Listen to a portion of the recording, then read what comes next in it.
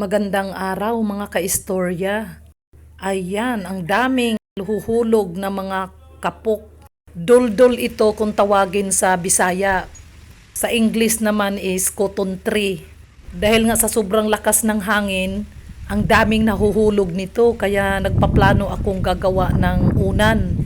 Napakaganda kasi nito gawing unan. Ayan, namumulot na ako sa mga bungang nalalaglag dahil sa sobrang lakas ng hangin.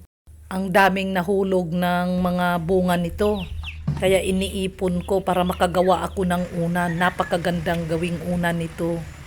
Napakalambot. Ayan, ang dami ko pong naipon. Panigurado makakagawa ako nito ng mga 2 unan. Ayan, nag-uumpisa na akong nagbalat. Binalatan ko na para maipon ko yung cotton niya. Ayan, libreng-libre na ako nito sa unan. Ayan, no, napakaganda ng lamang cotton. Napakatibay nito gawing unan.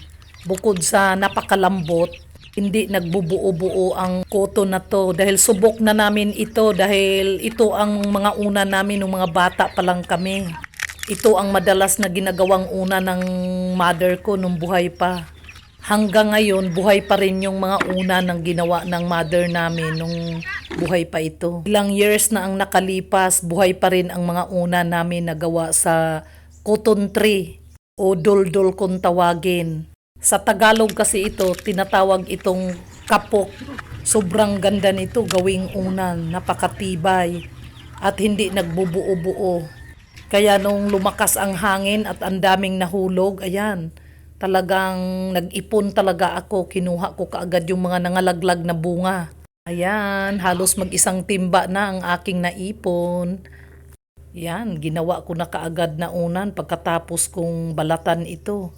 Yan, excited na excited ako dahil napakaganda ang unan ng cotton tree o tinatawag na duldul. Napakaganda at napakalambot nito sa ulo.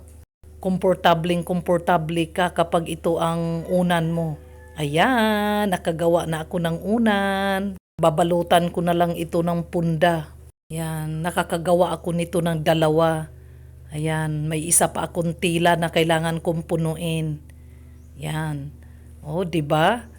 Libre na kaysa bibili ka pa. Nako, ang mahal ng unan ngayon. Hindi pa magandang klase. Ang cotton tree ay napakaganda talaga ito. Ito ang mga sinauna talaga na ginagawang una ng mga sinaunang mga ninuno. Dahil sobrang lambot nito. Lalo na napapadalas ang paglakas ng hangin. Ako, mag-aabang ako lagi ng mga nangalaglag na bunga nitong cotton tree na to.